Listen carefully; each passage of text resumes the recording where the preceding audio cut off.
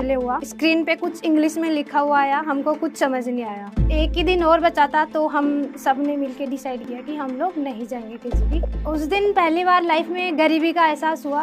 हमारी सारी मेहनत पैसों के सामने फीकी पड़ गई, हमारे सारे रिजल्ट्स हमारी गरीबी ने मिटा।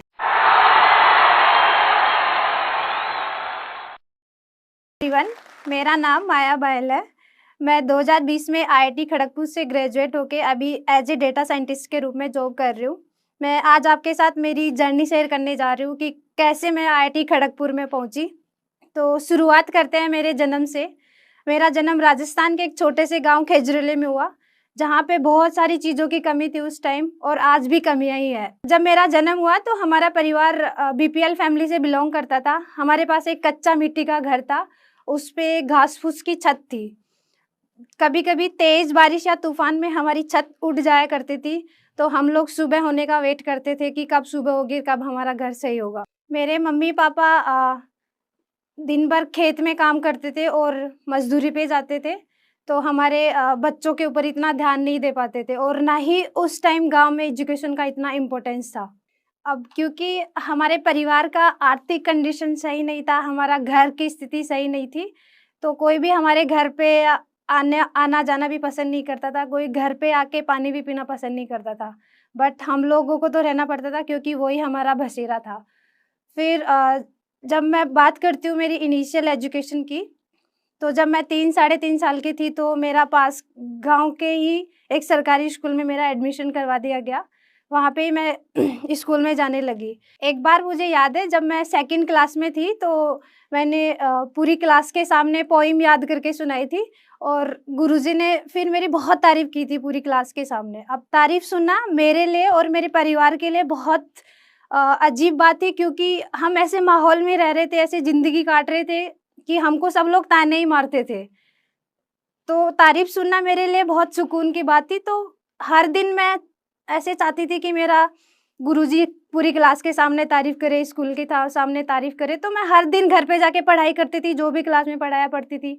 ऐसे करके मेरी पढ़ाई में रुचि बिल्ट हुई। और जिस स्कूल में पढ़ रही थी वहाँ पे 3-4 क्लासरूम थे और 8 क्लासेस थी एंड 2-3 टीचर्स थे। और सेम स्कूल में मैंने 8 क्लास तक कंटिन्यू किया।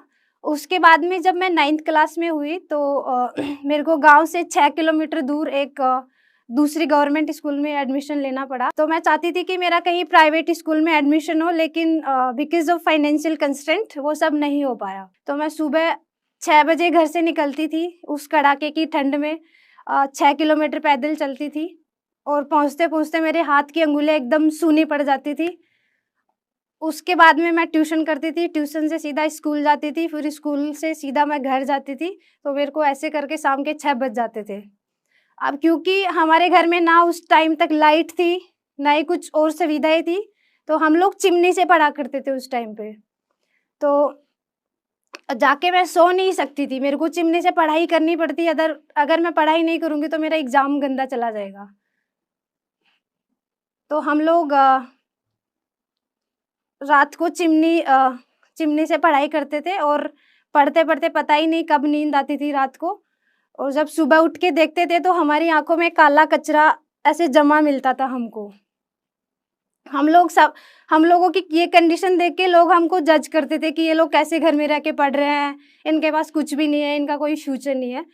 लेकिन अच्छी बात ये थी कि मेरे और मेरे छोटे भाई-बहन भी मेरे साथ पढ़ाई करते थे, तो हमको उनकी बातों से कुछ फ़र्क नहीं पड़ता था, हम अपनी पढ़ाई में बिज़ी रहते थे। तो जब 10th क्लास का रिज़ल्ट आया तो मेरे 83 परसेंटेज आए, और वो 83 परसेंटेज की अहमियत बहुत ज़्यादा थी उस टाइम, क्योंकि मैं एक ऐसे स्कूल में पढ़ी थी, गवर्नमेंट स्कूल में, जहाँ पे लोग पास होने के लिए भी उनको एक जंग लड़नी पड़ती थी। उस स्कूल में पढ़ के 83% अंक लाना एक बहुत बड़ी बात थी। और जहाँ तक मुझे याद है, वो स्कूल का 30-40 साल का ऐतिहासिक रिकॉर्ड मैंने तोड़ा था सबसे ज़्यादा परसेंटेज बना के। ये सब रिजल्ट्स देख के लोग मेरे मम्मी पापा की प्रशंसा किए, उनको बहुत सारी बधाइयाँ दी। ये सब देख के मेरे को बहुत अच्छा लगा। एक दिल में एक सुकून सा महसूस हुआ कि मम्मी पापा को चलो कुछ तो खुशियाँ दे पाई मैं। तो हम लोग 10th के रिजल्ट्स के बाद में एक दूसरी गवर्नमेंट स्कूल में चले गए, क्योंकि जो सेम स्कूल थी उसमें मैथ सब्जेक्ट नहीं था, तो हम लोग फिर गांव से 25 किलोमीटर एक दूसरी गवर्नमेंट स्कूल में चले गए। लेकिन 2-3 दिन बाद में एक प्राइवेट स्कूल वाले मेरे घर आए और मेरे पापा को बोला कि हम आपकी बेटी को फ्री में पढ़ा देंगे 2 साल। तो फिर मैं उस स्कूल में जाने लगी।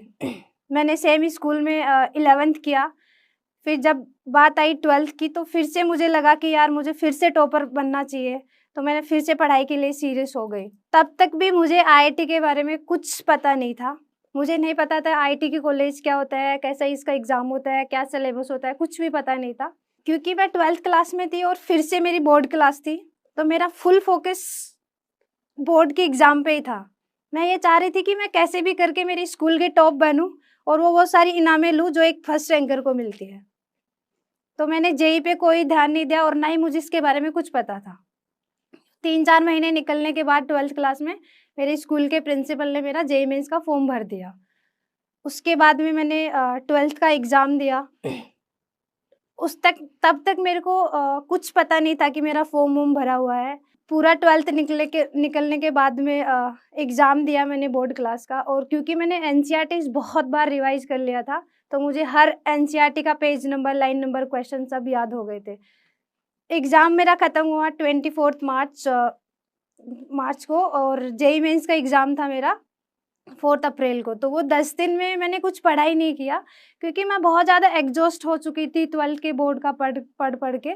तो मेरा बिल्कुल मन नहीं कर रहा था पढ़ने का, और मुझे उसका कुछ आइडिया भी नहीं था कि जेईई मेंस का पेपर कैसे होता है, क्या सिलेबस होता है। क्योंकि ना तो इतने रिसोर्सेज़ थे मेरे पास, ना ही कोई बुक थी, ना ही कोई इंटरनेट था जिससे मेरे को पता चल सके कि ये पैटर्न रहता है, ये क्वेश्चन आते हैं और ये इनके लास्ट ईयर के पीवाईक्यूज़ हैं। मुझे कुछ पता नहीं था। जब 4 अप्रैल को मेंस हुआ तो मैं देने गई वहाँ पे।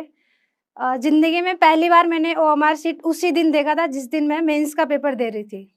इन्विजिलेटर ने मेरे को बताया कि ऐसे-ऐसे ओएमआर भरते हैं, ऐसे-ऐसे आंसर का क्वेश्चन इसमें टिक लगा दो या गोला भर दो ऐसे।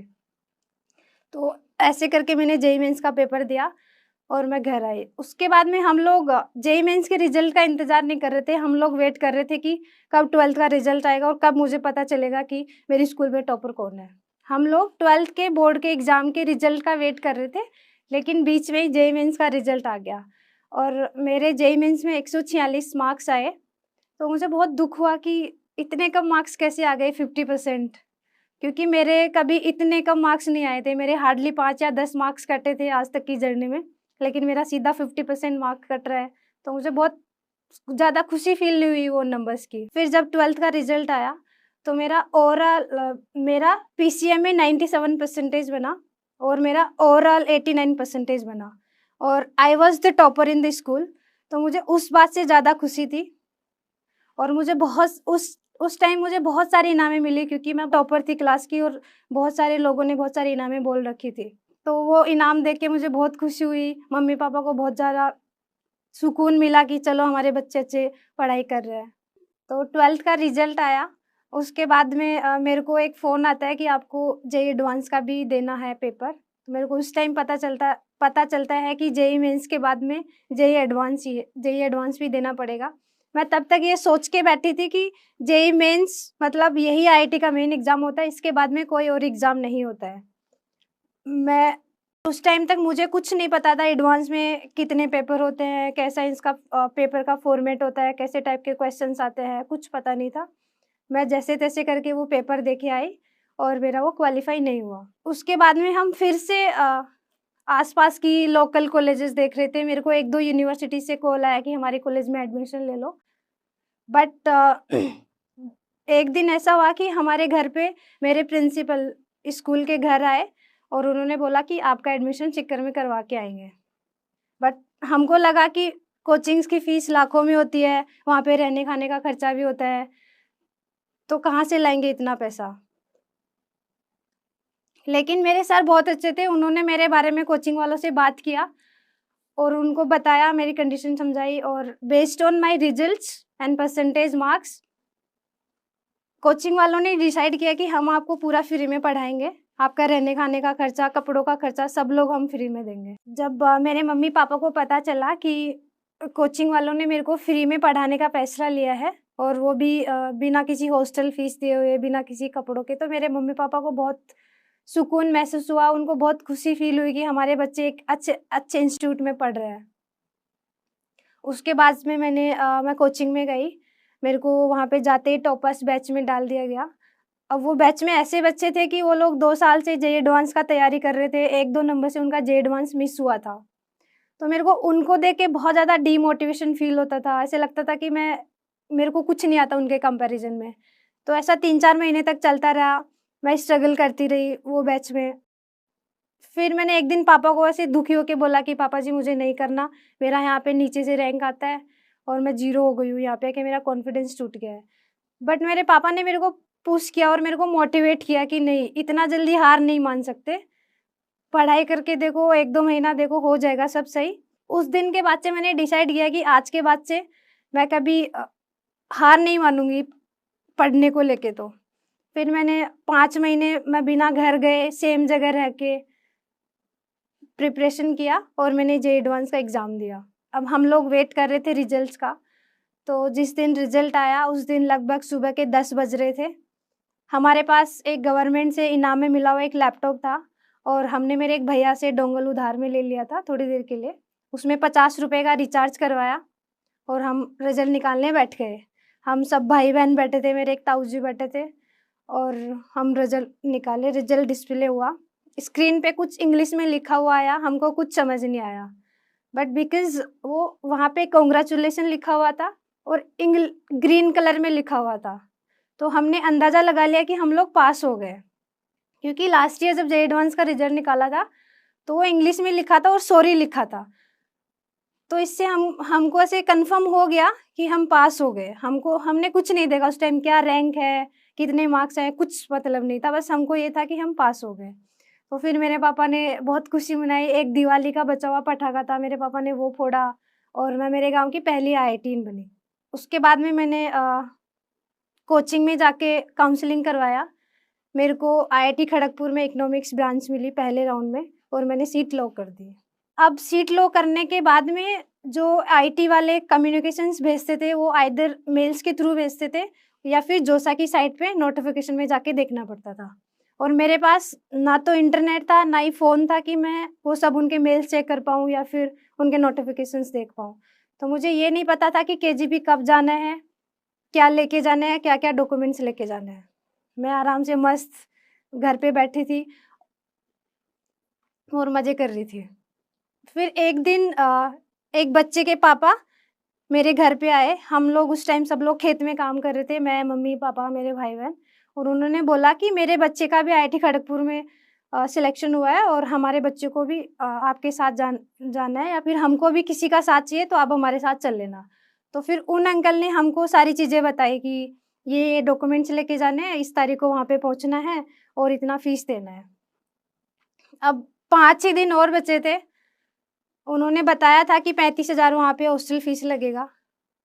हम लोग डॉक्यूमेंट्स तो रेडी कर लिए, लेकिन हमारे पास पैसे रेडी नहीं हुए। हमने आस-पास के लोगों से पूछा जो गाँव में अच्छी-खासी पोज़ीशन पे थे। 1 दिन निकल गया, 2 दिन निकल गए, 3 दिन निकल गए, 4 दिन निकल गए। 1 ही दिन और बचा था तो हम सबने मिलके डिसाइड किया कि हम लोग नहीं जाएँगे केजीपी क्योंकि पैसे नहीं बने हैं। अब उस रात मुझे नहीं पता मेरे मम्मी-पापा की आँखों में आँसू थे या नहीं, लेकिन मेरी आँखों में थे और मैं तब तक रोई जब तक मुझे नींद नहीं आ गई। उस दिन पहली बार लाइफ़ में गरीबी का एहसास हुआ। हमारी हमारी सारी मेहनत पैसों के सामने फीकी पड़ गई। हमारे सारे रिज़ल्ट्स हमारी गरीबी ने मिटा दिए। किसी को हमारी मेहनत दिखाई नहीं दी और पैसा एजुकेशन के लिए एक बैरियर बन गया था हमारे लिए। फिर जब सुबह हुई 8 बज गए, 9 बज गए, 10 बज गए, 11 बज गए, 12 बज गए। फिर एक अंकल मेरे घर पे फरिश्ता बन के आते हैं। उन्होंने बोला कि ये 20,000 रुपए लो, बेटी आपकी पढ़ाई से नहीं रुकनी चाहिए पैसों की वजह से। अब हमें नहीं पता उन्होंने क्या सोच के दिया, बट हमारे लिए वो रे ऑफ होप थी। और उस टाइम पे हमारी कंडीशन भी ऐसी थी कि कोई भी देने को तैयार नहीं था। एटलीस्ट उन्होंने भरोसा किया हम पे और हमारी मेहनत पे, और उन्होंने हमको पैसे दिए। तो वो हमारे लिए बहुत बड़े थे। फिर शाम के 5 बज गए, हमने पैसे लिए और थोड़ा बहुत जो सामान लेना था वो लिया। फिर दूसरा प्रॉब्लम ये था कि अगर कोई हमारे साथ एजुकेटेड पर्सन जाता केजीपी में, तो थोड़ा प्रोसेस हमारे लिए ईज़ी रहता, हमको चीज़ें समझ में आ जाती। लेकिन हमने सबसे पूछा, कोई भी हमारे साथ जाने के लिए तैयार नहीं हुआ, क्योंकि वो बहुत ज़्यादा दूर था एक तो, और वैसे लोगों ने वैसे जाने के लिए मना कर दिया कि लड़की को पढ़ाने के लिए इतनी दूर भेजेगा। सब लोग मेरे पापा को जज कर रहे थे उस टाइम। बट फिर एक एजुकेटेड पर्सन तो नहीं, मेरे पापा के एक भाई, अंकल जी मेरे, वो मेरे साथ आए और हम लोग बैठे ट्रैक्टर में और निकले रेलवे स्टेशन के लिए। रात के 2 बजे ट्रेन आई, हम बैठे जनरल डिब्बे में। After 40 hours of train journey मैं केजीपी पहुंची। मेरे हाथ में था एक छोटा सा बैग, जिसमें था एक सूट, एक जीन्स और ढेर सारी उम्मीदें ज़िंदगी को बेहतर बनाने के लिए। अभी ये गांव की हिंदी मीडियम की लड़की, गवर्नमेंट स्कूल में पढ़ी हुई, देश भर के टॉप करके आए हुए बच्चों से कंपटीशन करने चली थी। अभी इसको उनके बीच में जाके सर्वाइव करना था और खुद को प्रूव करना था। उस दिन को आज 7 साल हो गए हैं। मैं 2020 में आईआईटी खड़गपुर से ग्रेजुएट होके आज एक डेटा साइंटिस्ट बन चुकी हूँ। जिन अंकल ने मेरे को पैसे दिए थे, उनको मैं सारे पैसे इंटरेस्ट समेत वापस लौटा चुकी हूँ। मेरे छोटे भाई-बहन भी आईआईटीएन है और हम तीनों गाँव में फर्स्ट आईआईटीएन है।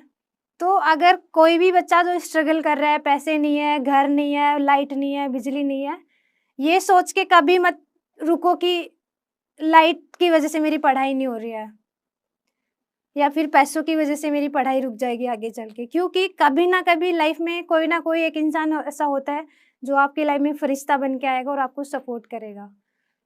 वो शाहरुख खान की मूवी का एक डायलॉग है ना कि अगर किसी चीज़ को शिद्दत से चाहो तो पूरी कायनात उसको मिलाने में लग जाती है।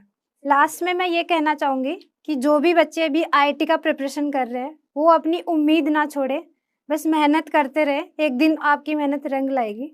आप सबको आपकी आने वाले एग्ज़ाम्स के लिए all the best. Thank you so much.